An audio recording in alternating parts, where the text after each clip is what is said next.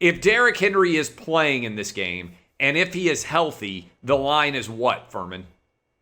You're looking at the Rams, a 6-point favorite.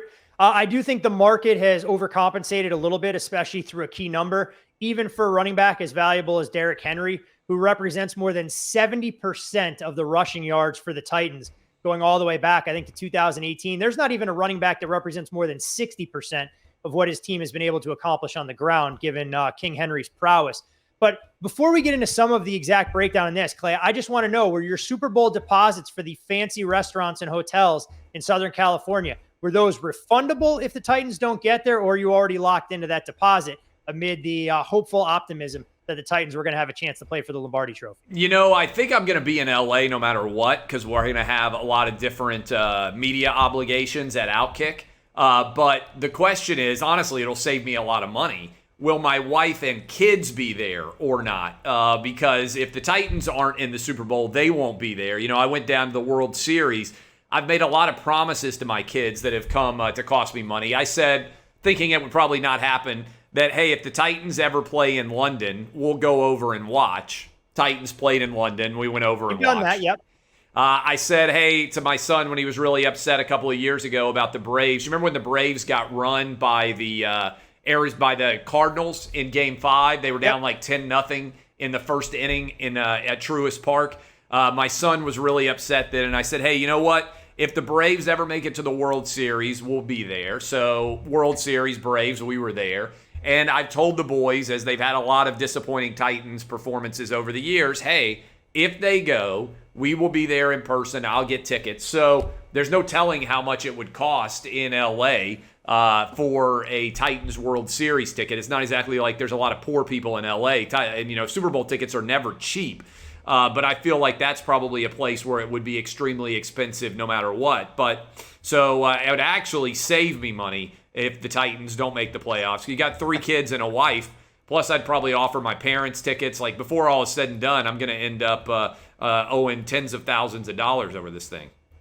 I mean, this is where you take on the same approach that Mattress Mac has had down there in Houston. You bet the Titans to win the Super Bowl, or at least win the covered. AFC. Yeah. So you're covered either way. I mean, worst case scenario, you lose a crumb or two, you know, betting on your apps, and you have the nut sitting aside so you can take the entire family and everyone in your lovely area to the game. But not a bad idea. Looking at some of the, when you're looking at some of the X's and O's, though, I think the big question I'll have here is the Titans defense.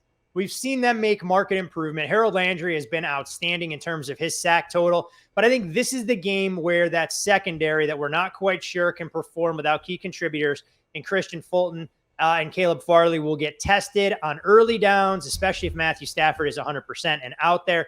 So I'm not running to lay the 7.5 with the Rams, and as the price continued to leak up, I can see making a case for the Titans.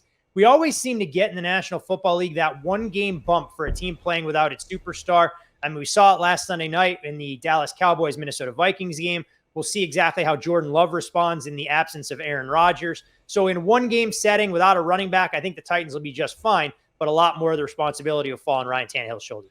Do you think your average fan, I do think the answer is yes, would expect that Derrick Henry would be more than 1.5 point impact on a line? Oh, 100%. And I think we saw some of that, and even the betting market this time last week, and how it responded to the absence of Devontae Adams. I mean, they've adjusted a full field goal for him not being out there. And we talk all the time. I mean, the historical data is out there that no wide receiver or running back should be worth more than 2 points, especially from a one-game setting. Now, there are obviously situations based on opponent where you're going to want to try and adjust a little bit more aggressively, potentially. And if the Titans offense looks like complete and utter garbage on Sunday night and does for subsequent weeks, then we can begin to realize that, hey, look, Adrian Peterson and Jeremy McNichols aren't exactly the 1-2 punch that can force defenses to respect what Tennessee wants to do. But the other storyline here and reason for a little bit of optimism, at least it appears that Julio Jones is trending in the right direction. Because being down 2 cogs in the offense, that's going to be a tall task, knowing that Jalen Ramsey could be out there locking down, A.J. Brown, forcing a bunch of no-name skill position guys for the Titans to be different.